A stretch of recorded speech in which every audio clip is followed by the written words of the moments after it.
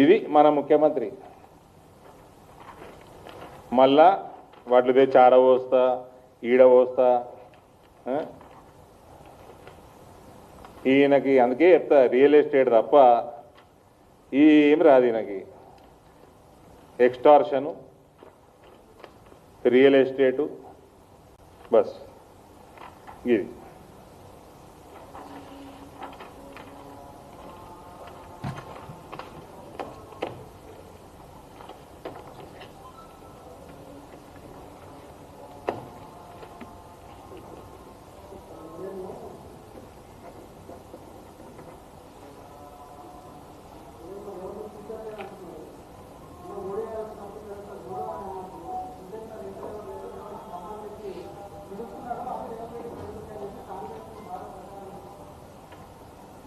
Join చేస్తారా కాంగ్రెస్ వాళ్ళు?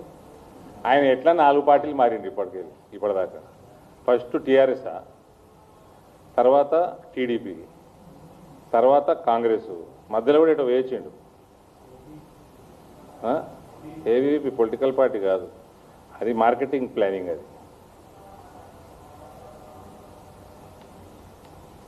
అది మార్కెట్ చేసుకుంటుంది కదా, అంతే. కొత్త లొటపీస్ ఏబీవీపీనా? ఏం బీకలేనా ఏబీవీపీనా? వాళ్ళ అన్ననో ఎవరో ఉండేయని విన్నా. ఈయన ఏం చేయలేమని చేసిన కదా. అఖిల భారత విద్యార్థి పరిషత్ స్పెల్లింగ్ రాయమని చెప్పుని. అయినా అది పొలిటికల్ పార్టీ కాదు, పక్కకు పెట్టరు. కానీ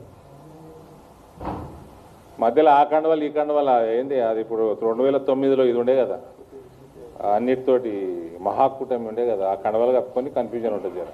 ఆల్రెడీ 3-4 పార్టీలు మారిండు, మళ్ళీ మారటానికి సిద్ధంగా ఉన్నాడా?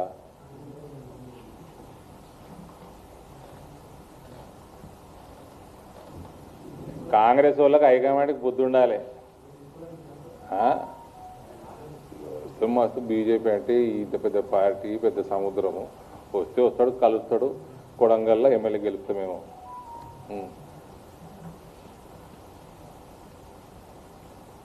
మా దగ్గర బలమైన ముఖ్యమంత్రులు ఉన్నారండి. కాంగ్రెస్ వాళ్ళకి కొంచెం బుద్ధి నేర్చుకోండి. హిమాంత బిశ్వ శర్మ ఇలా మాకు ముఖ్యమంత్రి. అవును, ఒక స్ట్రాంగ్ ముఖ్యమంత్రి. ఆయన 2వ టర్మ్ స్టార్ట్ అయింది.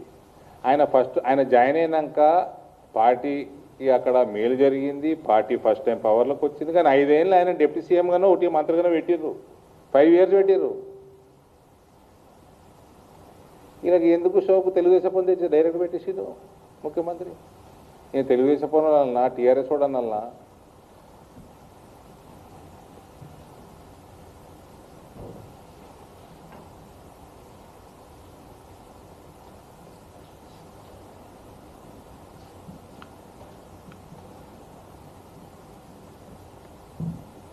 నేను ఏబీవీపీ అంటే ప్రధానమంత్రి గారు అవముచ్చింది చూడు అన్నాడు. ఏమేమి మళ్ళా చూడితే